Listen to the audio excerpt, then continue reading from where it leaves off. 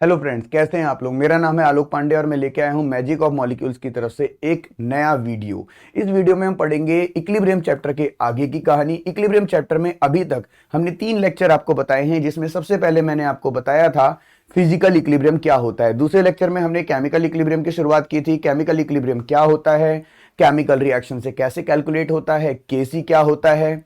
उसके अगले लेक्चर में मैंने आपको रिएक्शन क्वेश्चन बताया था और यह बताया था कि अगर हम स्टोशियोमेट्रिक कोफिशिएंट में चेंजेस लाएं तो केसी पे क्या इफेक्ट पड़ता है। बट आज की क्लास और भी इंपॉर्टेंट है, क्योंकि आज हम टाइप ऑफ इक्विलिब्रियम पढ़ेंगे, जैसे कि होमोजीनस और हेट्रोजीनस। होमोजीनस गैसेस इक्विलिब्रियम में हम प्रेशर का यूज करते हैं, इसलिए इक्विलिब्रियम कांस्टेंट का नाम बदल के केसी की जगह क्या हो जाता है, केपी। अब केपी कैसे निकलता है, केपी और केसी क्या रिलेट हो सकता है, अगर रिलेट हो सकता है तो कैसे न्यूमेरिकल बनेंगे, ये सब जानने के लिए आज की क्लास को शुरू करते हैं। चलिए, types of equilibrium. Types of equilibrium. तो जब हम टाइप्स ऑफ इक्विलिब्रियम की बात करेंगे तो इक्विलिब्रियम यहां पे 2 कैटेगरी में डिवाइड होने वाला है। कौन कौन सी हैं वो 2 कैटेगरी? तो बेटा, पहली जो कैटेगरी यहां पे आएगी वो है होमोजीनस गैसियस। चलिए हम गैसेस हटा देते हैं।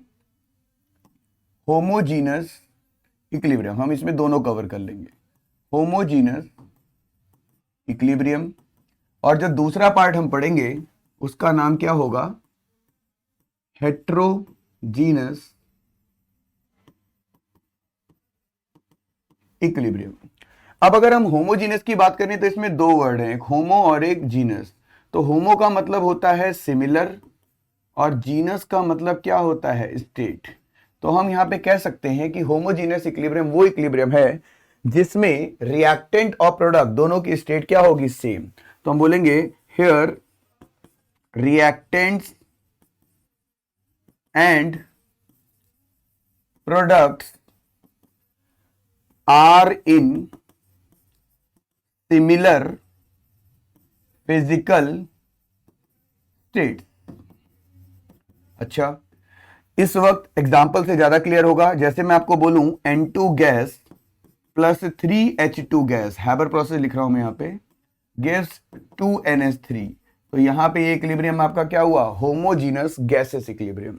वहीं पे मैं अगर CS3 COO C2H5 लिक्विड में वाटर ऐड कर दूं, ठीक है, आप लिक्विड भी लिख सकते हो, एक्वस भी लिख सकते हो, तो ये CS3 COOH aqueous plus C2H5OH aqueous बन जाएगा। तो आप देख सकते हो ये क्या है, होमोजीनस गैसियस इक्विलिब्रियम, और ये क्या है, होमोजीनस लिक्विड इक्विलिब्रियम, है ना। तो आपको क्लियर हो गया होगा। अगर हम बात करें हेट्रोजीनस की, तो हेट्रो और जीनस 2 वर्ड हैं। हेट्रो का मतलब क्या है, डिफरेंट, और जीनस का मतलब क्या है, स्टेट। तो आप बोलोगे here reactants and products, reactants and products are not in similar physical states। जैसे कि CaCO3 सॉलिड है, ये किस में ब्रेक कर रहे हैं, CaO सॉलिड में, प्लस CO2 क्या है, गैस। ऐसे और भी एग्जांपल हो सकते हैं, H2O लिक्विड से H2O वेपर फॉर्म में कन्वर्ट होना। तो स्टेट अगर डिफरेंट हो गई तो वो क्या है, हेट्रोजीनस। और हेट्रोजीनस में जो हम कांस्टेंट निकालते हैं वो क्या होता है, Kc। लेकिन अगर हम होमोजीनस गैसेस इक्विलिब्रियम में कांस्टेंट निकालेंगे तो इसके कांस्टेंट को हम क्या बोलेंगे, Kp। तो हमारा अगला टॉपिक यही होने वाला है कि Kp क्या होता है। अब हम आगे बात करते हैं। नेक्स्ट में हम बात करने जा रहे हैं क्या, क्वेश्चन से, give general expression for Kp and define it. Kp के लिए जनरल एक्सप्रेशन दें और इसको डिफाइन करके बताएं कि आखिर ये होता क्या है। तो मेरे प्यारे बच्चों, बहुत ही आसान टॉपिक है, ध्यान से सुनना। if we have homogeneous gaseous equilibrium having both reactants and products in gaseous state, then they must generate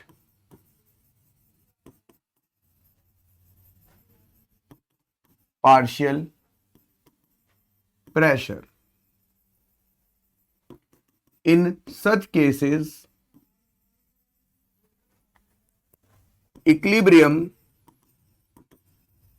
constant is calculated with respect to pressure and known as Kp. Suppose a reaction, मान लीजिए एक reaction है A gas plus B gas give C gas plus D gas. अब हम इसमें क्या निकाल रहे हैं, Kp। तो Kp क्या होगा, प्रेशर ऑफ सी की power small C, pressure of D की power small D, pressure of A की पावर स्मॉल ए और प्रेशर ऑफ कैपिटल बी की पावर स्मॉल बी। इसी एक्सप्रेशन को हम क्या बोलेंगे, Kp। तो देख लीजिए, मैं साइड हो रहा हूं फटाफट। अब मान लीजिए मैं आपसे क्वेश्चन दे देता हूं, करने को कहता हूं कि क्वेश्चन है for the reaction 2A gas gives 3B gas. If we have total pressure of 10 raised to power 5 atm and at equilibrium B is 40%, find Kp। तो बड़ा ही अच्छा सवाल है, कैसे है वो देखते हैं। हमने बोला 2A किस में कन्वर्ट हो रहा है, 3B में। इनिशियली जो A है वो कितना परसेंट होगा, 100%, और B कितना होगा, 0। फाइनली वो कह रहा है कि B जो होगा वो कितना परसेंट हो जाएगा, 40। तो यहाँ कितना बचेगा, 60%, और यहाँ कितना पहुंचेगा, 40%। अब 40% और 60% ऑफ व्हाट, P टोटल, और P टोटल, ठीक है। तो 60 अपॉन में 100 इंटू P टोटल कितना है, 10 रेज टू पावर 5। तो आप देखिए क्या होगा, एक जीरो से एक जीरो कट गया, तो 6 इंटू 10 की पावर 4 ATM, और यहाँ पे आप करते तो 40 अपॉन में 100 इंटू 10 रेज टू पावर 5, तो ये हो गया 4 इंटू 10 की पावर 4 ATM। इतना करने के बाद अब हम Kp निकालेंगे। Kp कैसे निकलेगा, प्रेशर ऑफ B, तो इसके 3 मोल हैं तो पावर 3, प्रेशर ऑफ A कितने मोल है, 2, तो पावर 2।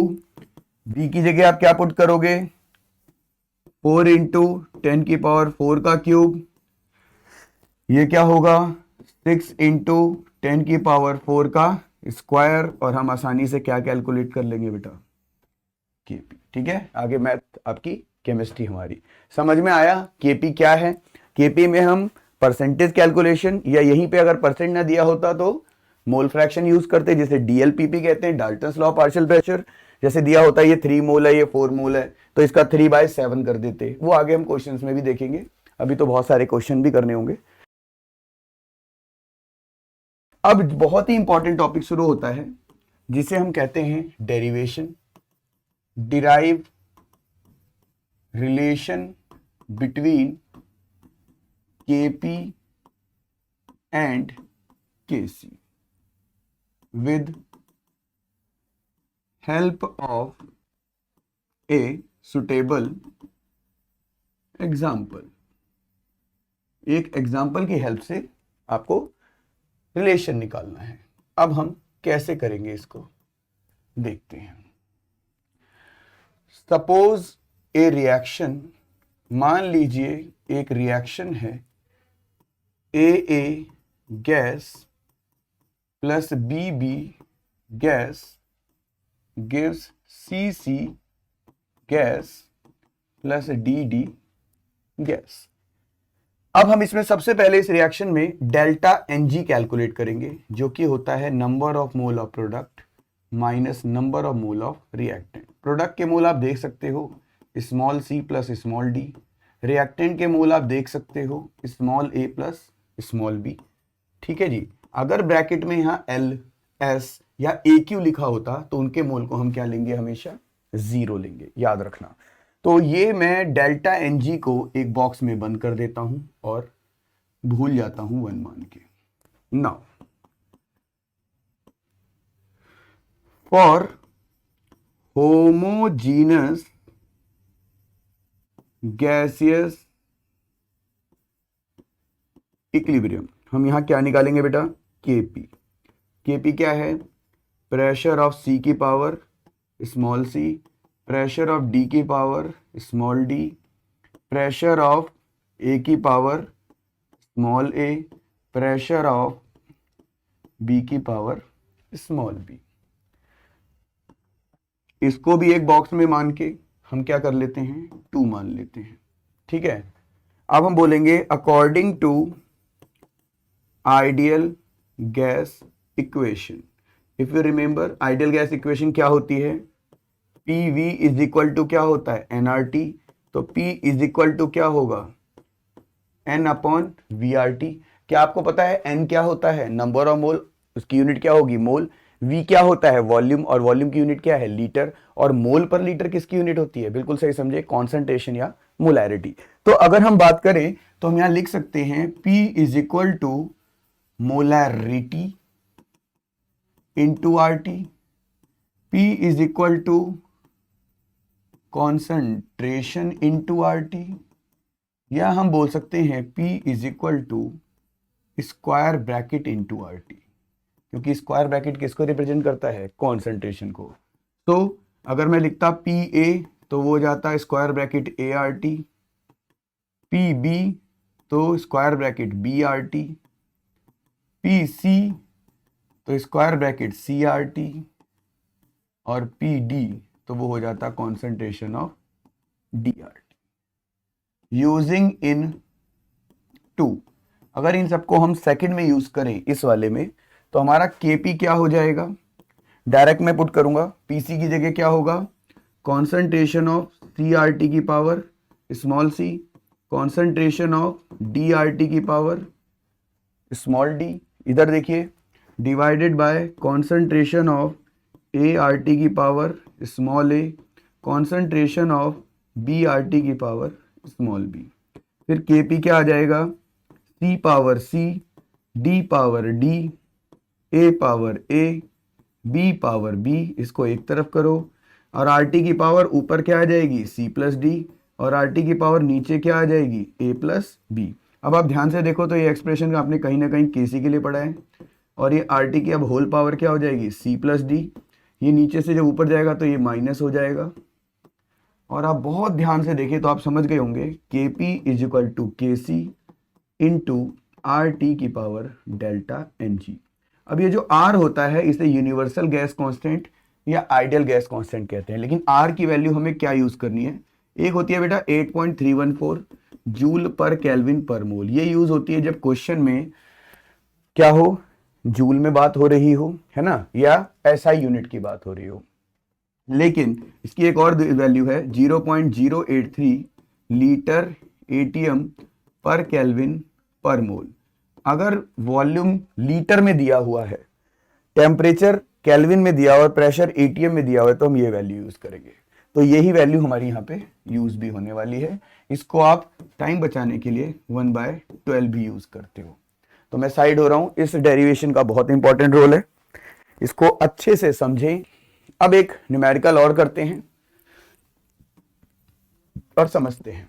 क्या क्वेश्चन है, for the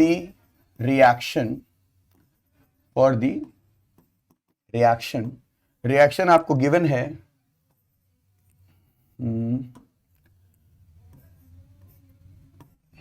2A gas plus 3B gas gives 4C gas. ठीक है,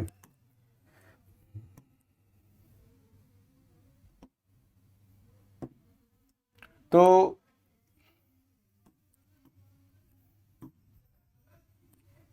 3B गैस ले लेते हैं ना, 3B गैस। अब हमें इसमें क्या बोला गया है, if at equilibrium concentration of A 10m, concentration of B 5m, concentration of C 20m, find Kp। ये क्या बात हुई, थोड़ा सा चेंज और कर लेते हैं। यहां पे हम इसको गैस की जगह कोई और स्टेट ले लेते हैं, सपोज हम इसको सॉलिड ले लेते हैं। ठीक है, अब कुछ क्वेश्चन में नया इंटरेस्ट बनेगा। क्या है इसमें, अब हम बोलेंगे कि C निकालेंगे, जो कि होगा C⁴ A का स्क्वायर और B का क्यूब।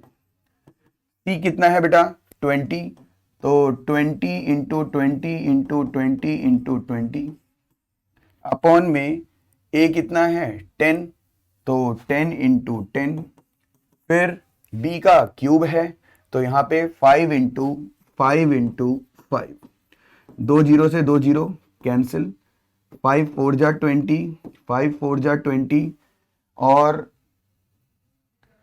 2 2 जा 4 है, या इसी को आप 0.4 भी कर सकते थे।